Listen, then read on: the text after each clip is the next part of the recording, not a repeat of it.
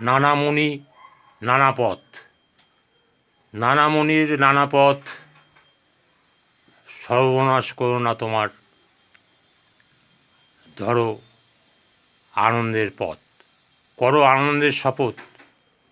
নানা মুনি নানা পথ শুনতে যেও না, তুমি তোমার পথে তোমার সম্পদে সম্পাদিত হয়ে তোমার মনস্কামনা পূর্ণ করো। নানা মুনির নানা মত শুনলে তুমি পাগল হয়ে যাবে। ও বলবে হ্যাঁ, ও বলবে না, ও বলবে না, ও বলবে হ্যাঁ, পাগল হয়ে যাবে। তোমাকে নিজের মতে ভালো মন্দ বুঝতে হবে, কোনটা ভালো কোনটা খারাপ, কোনটা করলে ভালো ফল পাবো, কোনটা করলে খারাপ ফল পাবো, নিজেকে বিচার করে সেই রাস্তা অবলম্বন করতে হবে। যদি সেই রাস্তা অবলম্বন করতে পারো তবেই তোমার জয় হবে, অন্যথায় তোমার ক্ষয় হবে। ক্ষয় হবে কেন বললাম? তুমি স্লিপ কেটে পড়ে যাবে, তোমার ব্যথা লাগবে, তুমি সেই ব্যথা সামলাতে পারবে না এবং তোমার আত্মীয় স্বজন চোখের জল ফেলবে। তোমায় দিয়ে তোমার আত্মীয় স্বজন চোখের জল ফেলুক, তুমি কি সেটা চাও? আমরা কেউই চাই না, তবু আমাদের জীবনে ঘটে। তাই সদা সর্বদা আমাকে চক্ষুষ্মান হয়ে উজ্জ্বলিত প্রদীপের মতো আমাকে জ্বলতে হবে, নেভে গেলে চলবে না।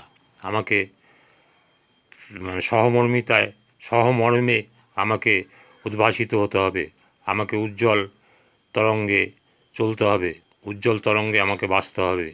আমি উজ্জ্বলতম, উজ্জ্বলমম, উজ্জ্বল করো হে। আমি উজ্জ্বল হয়ে লোকের মধ্যে মঙ্গল সাধনায় রত হব, আমি লোকের উন্নতি সাধনে রত হব, আমি লোকের উন্নতি বিধানে রত হব। আমি এই সমস্ত কাজের মধ্যে যদি থাকি, আমায় কোনো রকম বাধা বিপত্তি, আকাম কুকাম আমাকে স্পর্শ করতে পারবে না। আমি সদা সর্বদা ঈশ্বরের সাথেই আছি, তাই আমার জীবনে কোনো ঘাটতি আসবে না। আমি যদি লোকের বলে না, কথায় আছে, সবার উপর মানব সত্য, তাহার উপরে নাই। তাই মানুষের সেবায় আপনার ভগবান সেবা করা হবে, মানুষের সেবাতেই আপনার লোকের মঙ্গলেই আপনার ঈশ্বর সাধনা হবে।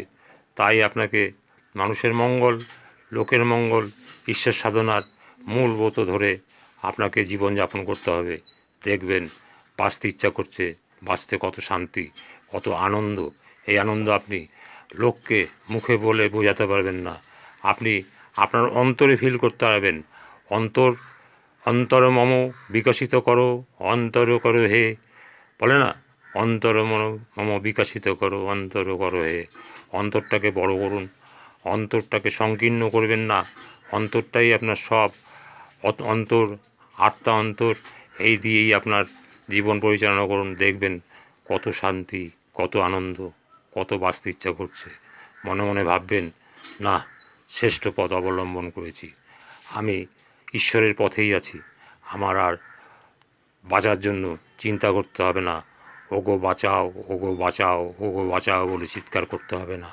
আপনি দেখবেন আপনি ঈশ্বরের আশীর্বাদে সুন্দরভাবে সুস্থভাবে বেঁচে আছেন।